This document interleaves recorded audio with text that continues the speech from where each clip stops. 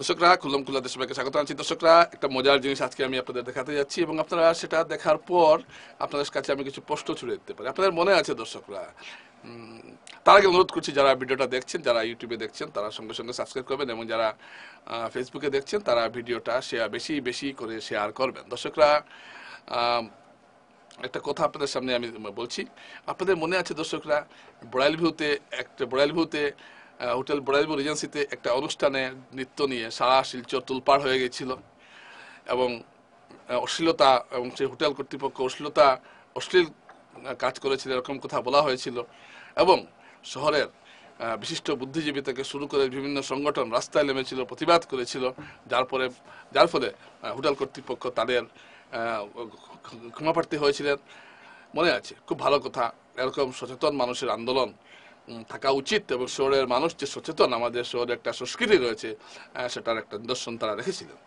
তো আজকে আমি কিছুটা জিনিস তুলে ধরবো। আপনি এই যে আমার পাশে ভিডিওগুলো আপনি আপনারা একটু দেখবেন। এটা কি ভিডিও, এখানে কি দৃশ্য আছে?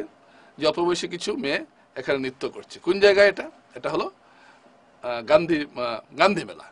গান্ধী মেলা কেন জন্ম হয়েছিল? মহাত্মা গান্ধীর মৃত্যুর দিনে গান্ধী মেলা শুরু হয়েছিল, মৃত্যুর পর গান্ধী মেলা শুরু হয়েছিল এবং এখানে সুস্থ সংস্কৃতিকে প্রমোট করার জন্য এবং মানুষের মেল বৃদ্ধির জন্য এই মেলার আয়োজন করা হয়েছিল।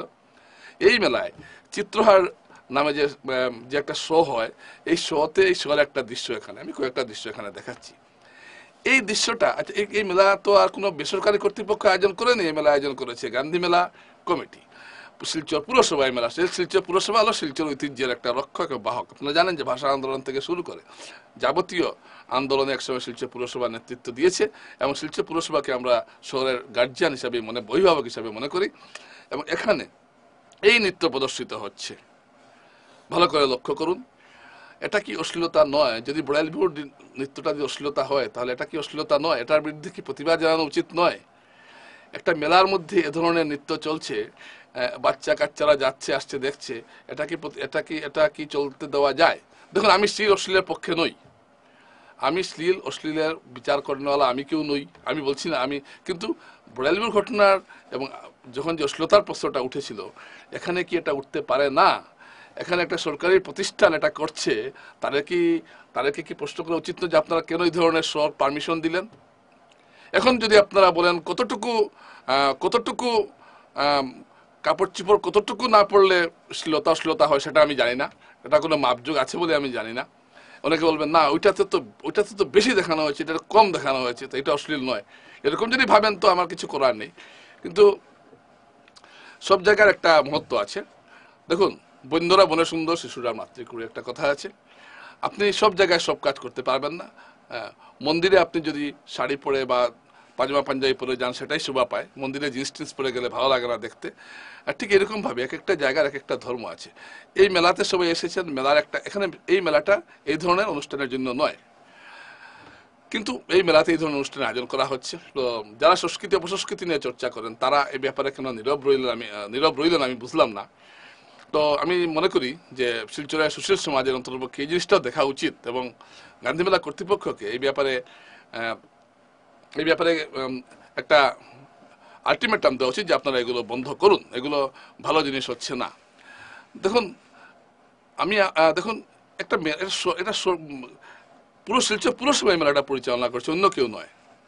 পুরসভা একটা সুস্থ সংস্কৃতির পরিচায়ক এবং সেই মেলাতে এই ধরনের নৃত্য হচ্ছে একটা অশ্লীল। এবং বড়াইলপুরটা যদি বেলাল্লাপনা হয়, এটা কি বেলাল্লাপনা নয়? বড়াইলপুর নৃত্যটা যদি অশ্লীল হয়, এটা কি অশ্লীল নয়? প্রশ্নগুলো তো আসবেই। তখন অনেকেই বলেছিলেন যে শিলচরে যাতে কোনো ধরনের অপসংস্কৃতির চর্চা না হয়। তো এটা কি সুসংস্কৃতির চর্চা হচ্ছে? কোনো জবাব? হ্যাঁ, এখন যদি আপনারা পোশাকের যদি মাপযোগ করেন যে না, বড়াইলপুরটা এতটুকু ছিল, এটা এতটুকু হয়েছে, এটা কম বেশি, তাহলে আলাদা কথা। আপনি বলে দিবেন যে এতটুক পোশাক পরলে এটা শ্লীল, এতটুক পোশাক পরলে এটা অশ্লীল।